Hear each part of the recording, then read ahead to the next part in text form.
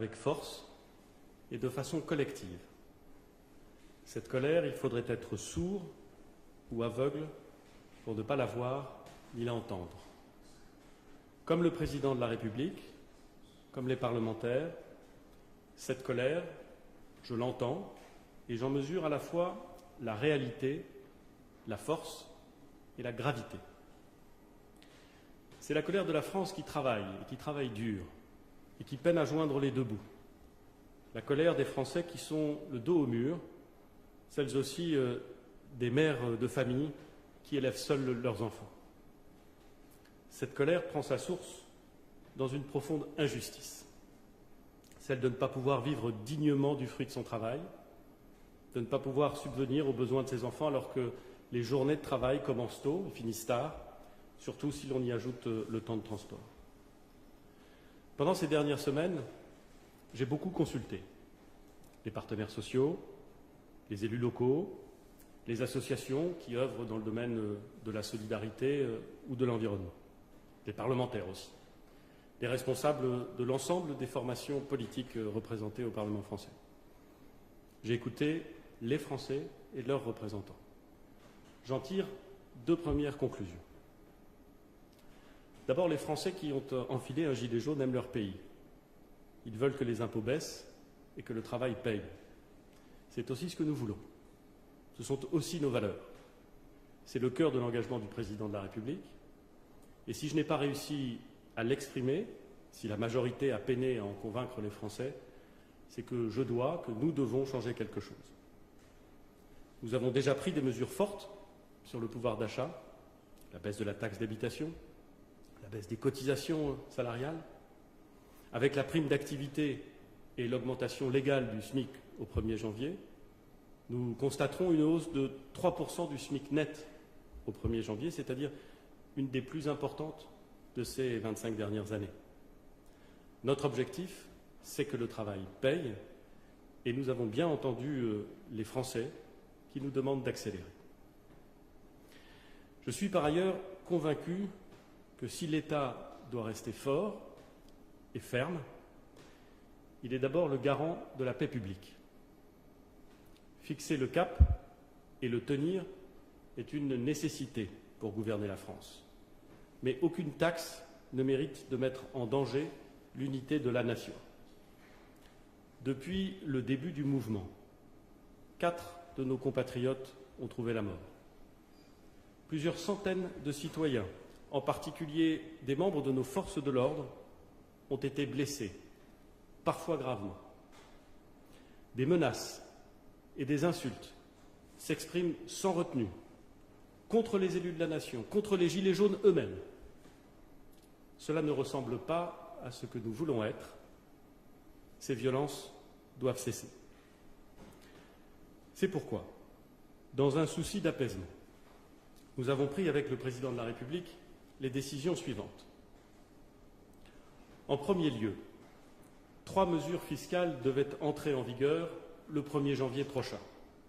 La hausse de la taxe carbone sur l'essence, le fioul et le diesel, la convergence de la fiscalité du diesel avec celle de l'essence, et enfin, pour les professionnels, l'alignement sur la fiscalité des particuliers, de la fiscalité du gazole, des entrepreneurs non routiers, ce que l'on appelle le GNR. Après avoir entendu cette demande exprimée par à peu près tous les interlocuteurs que j'ai rencontrés au cours des consultations de ces derniers jours, je suspends pour une durée de 6 mois ces mesures fiscales. Elles ne s'appliqueront pas avant d'être débattues par toutes les parties prenantes. Nous voulons, dans ce laps de temps, identifier et mettre en œuvre des mesures d'accompagnement justes et efficaces. Si nous ne les trouvons pas, nous en tirerons les conséquences. Ensuite, j'ai entendu l'inquiétude sur les modalités du contrôle technique qui le compliquent et le rendent plus cher. Là aussi, je suspends cette mesure pour une durée de 6 mois pour trouver les justes adaptations.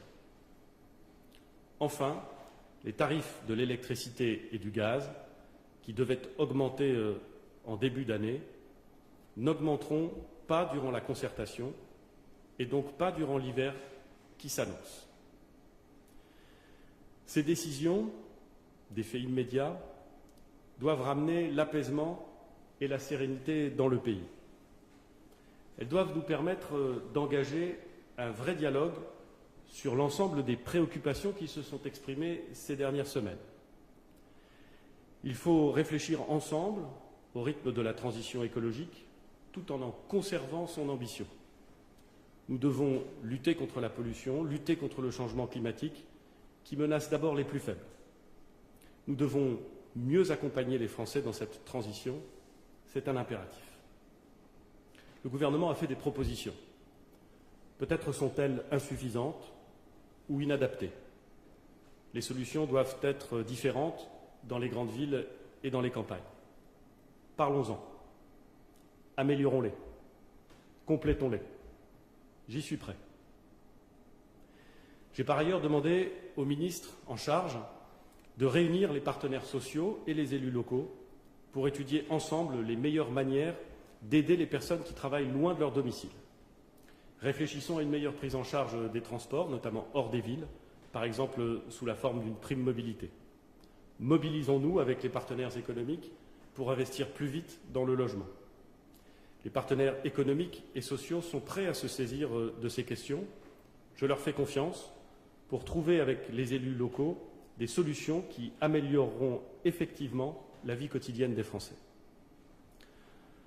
Enfin, je veux ouvrir un large débat sur les impôts et les dépenses publiques. Il faut plus de transparence sur les impôts en France. Nos impôts et taxes sont les plus élevés d'Europe. Notre système fiscal est terriblement complexe et il est souvent critiqué parce qu'il serait injuste. Discutons des modifications qu'il faut lui apporter et rappelons des règles claires. D'abord, si les événements de ces derniers jours ont démontré une chose, c'est que les Français ne veulent ni hausse d'impôts ni nouvelles taxes. Ensuite, si les impôts baissent, il faudra que les dépenses baissent, car nous ne voulons pas léguer des dettes à nos enfants. Ces dettes sont déjà considérables. Cela s'applique dès à présent pour la suspension des taxes que je viens de décider. Et nous devrons débattre du juste niveau du service public dans les territoires, et notamment les territoires ruraux, car ce que nous avons entendu, c'est une demande de plus de services publics, notamment dans les territoires qui ont été, au cours des dernières années, les plus affectés par cet appauvrissement de la présence des services publics. Cette concertation ne doit ressembler à aucune autre. Il y aura bien sûr un dialogue au niveau national, mais le débat doit aussi avoir lieu au plus près des Français, sur tous les territoires, dans leur diversité. Nous travaillons pour définir une organisation appropriée qui permette à tous les Français qui le souhaitent de s'exprimer, en mobilisant les institutions qui sont les lieux naturels de concertation, en mobilisant les organisations syndicales et patronales, les organisations non gouvernementales, les associations, les collectivités locales, je pense bien évidemment aux maires, les parlementaires bien entendu, en démultipliant les façons de participer avec des réunions locales, avec des conférences nationales thématiques, des sites internet et des débats filmés. Ce débat commencera dès le 15 décembre et il se terminera pour le 1er mars. Il devra déboucher sur des traductions concrètes dans la vie quotidienne de nos compatriotes. Un mot sur les manifestations. Tous les Français ont le droit de manifester. La liberté d'expression, la liberté de manifestation constituent en France des droits précieux, des libertés qui fondent notre pays. Mais tous les Français ont aussi droit à la sécurité, à circuler et à vivre normalement. Le gouvernement n'accepte pas les violences qui ont eu lieu samedi dernier contre les forces de l'ordre, contre les monuments nationaux, contre les bâtiments publics et contre les commerces. Ceux qui ont cassé ces lieux ont cassé les biens des Français. Ce sont les impôts des Français qui seront utilisés pour réparer les dégâts et pour indemniser. Je veux dire de la façon la plus claire que les auteurs de ces actes sont recherchés et qu'ils seront punis. S'il y a une nouvelle journée de mobilisation samedi, elle doit être déclarée et elle doit se dérouler dans le calme. Le ministre de l'Intérieur mobilisera tous les moyens nécessaires pour faire respecter la loi et l'ordre. Et je voudrais dire à nos policiers, à nos gendarmes, tout à la fois mon admiration pour leur dévouement et leur sang-froid, mais aussi notre détermination à leur apporter tout le soutien nécessaire. Mes chers compatriotes, c'est maintenant le temps du dialogue. J'ai la conviction profonde, ferme, ancienne, que quand on met des Français de bonne volonté autour d'une table et qu'on travaille sérieusement, on trouve des solutions. C'est ce que je vous propose de faire. Je vous remercie.